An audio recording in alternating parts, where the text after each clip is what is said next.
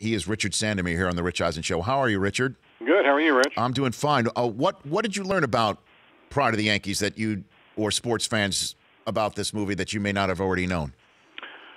Well, there's a whole lot of stuff. And I'll start with one scene that was cut out. It was in the script. It might have been filmed, but I don't know for sure. But in the very beginning of the film, where young Lou is playing in the sandlot with his friends, there's a scene that was written that had Lou facing the kid pitching him, and all of a sudden the kid becomes Christy Mathewson, and the little sandlot becomes the Polo Grounds, and Lou is still 12-year-old Lou, and he hits a home run to win a World Series game, and he's carried on the shoulders of his teammates, and he's given like the key to the city, and it's a very dramatic scene, and it was probably a little too expensive to shoot, so it was cut out.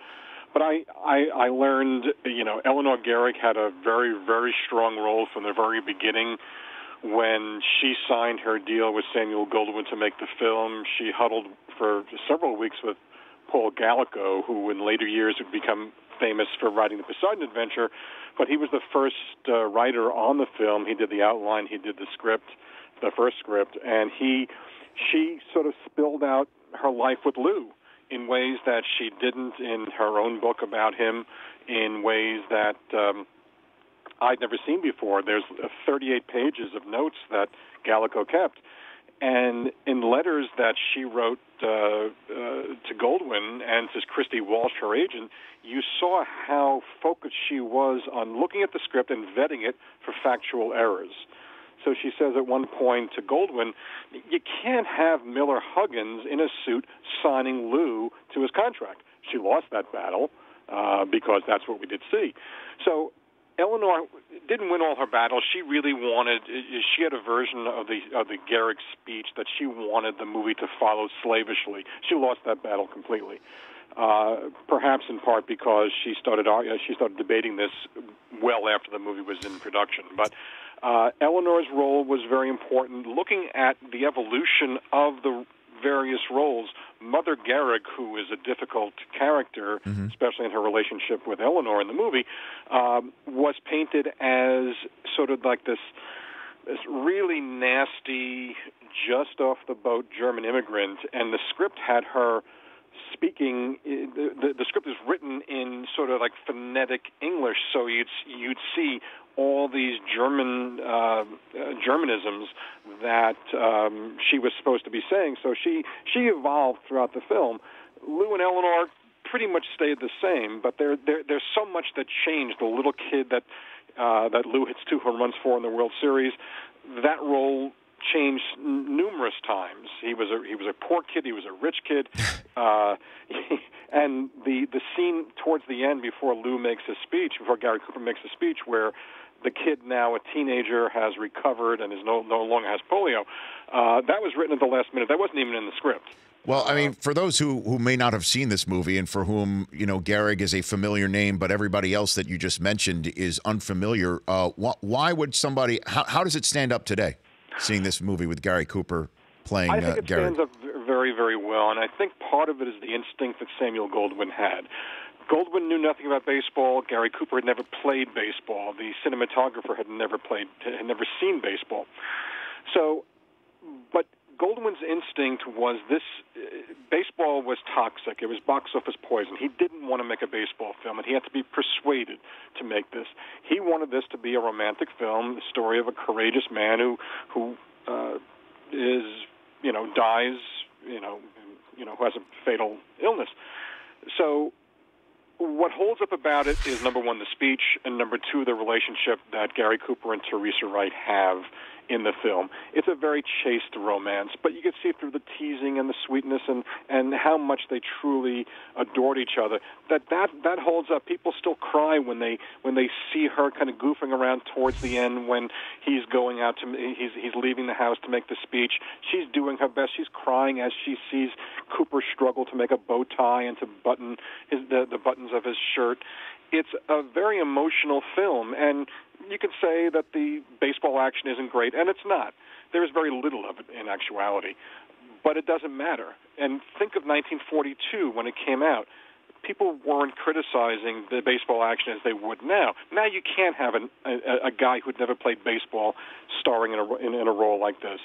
When Chadwick Boseman played Jackie Robinson in 42, or Kevin Costner in baseball films he was in, you knew these were athletic guys, and maybe they needed some tips from some special consultant who worked on the film. But they didn't have that kind of apparatus. Lefty O'Doul helped Lou Gehrig learn how to play baseball. He learned to play baseball in 6 weeks. And yes, he's not great at it, but you never actually see him connect bat to ball. So in 6 weeks, he developed a swing that was plausible. It wasn't bad. The faraway shots were not him. They were Babe Herman, the former Brooklyn Dodgers star. And, but getting back to why it holds up, it's because it's a human relationship. It's not just if it were a baseball film, nobody would remember it. If not for Gary Cooper, I don't think it would be remembered at all. And as I point out, Goldwyn went on a Scarlett O'Hara-like casting tour to try to find somebody to play Gehrig, even though I'm sure he knew that Cooper was going to do it. Think of Eddie Albert as Lou Gehrig.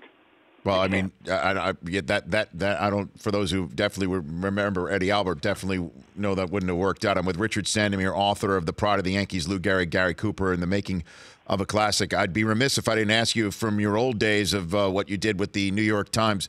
What do you think of Romo joining the booth for CBS? Do you think he's got the chops to do something like that, Richard? It's always it's a crapshoot on guys like that. Because he's judged to be someone who answered questions thoughtfully, it's a leap to whether he can actually be proactive and deliver analyses. I honestly don't know.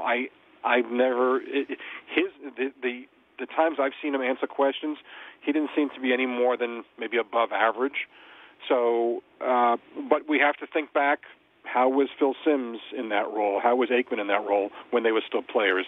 They had to be chosen based on that and based on their performances in production meetings that networks have with teams before the weekend before the games. So you don't know. It's a very tough choice to make. I think it was very abrupt to say, okay, Phil Simms, you can't do this anymore, or we'd rather have somebody young who's fresh off the field instead of 20 years past their playing days. I think it's a very tough decision to make. It's risky because his first season, Romo may be no better than the third or fourth guy in the CBS depth chart. And I guess I could pretty much get your answer about Cutler then. If you're going to be judging based on media interaction. Cutler never impressed me as anybody I'd want to listen to when he was answering questions. Seemed sullen and difficult, and his career never measured up the way it should. Romo may have missed the ultimate, but Romo was a far more successful quarterback, and the Cowboys more successful in his time than Cutler was with the Broncos or the Bears. Last one for you, Richard, about your book, Pride of the Yankees, Lou Gehrig, Gary Cooper, and the Making of a Classic. So Babe Ruth played himself in this movie. Any good stories about how he got involved in this film? Well, he lost a lot of weight to play himself. So he got so sick that he was hospitalized for pneumonia.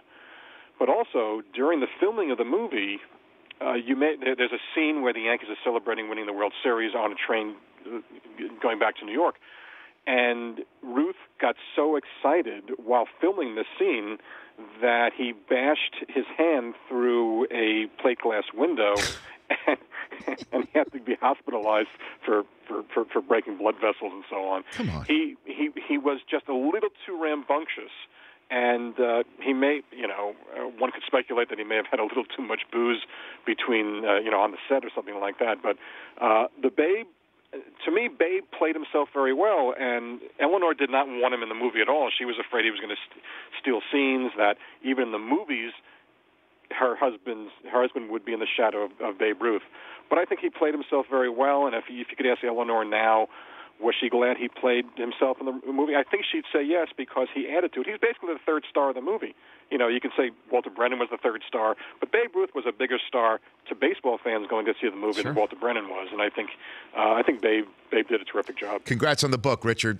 Thank you, Rich. Thanks for having me on. Yo, you bet. At Rich Sandomir on Twitter, author of The Pride of the Yankees, Lou Gehrig, Gary Cooper, and the Making of a Classic. The Rich Eisen Show, weekdays at noon Eastern on radio stations across the country and audience.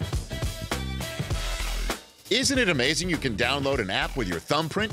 You should download our app with your thumbprint.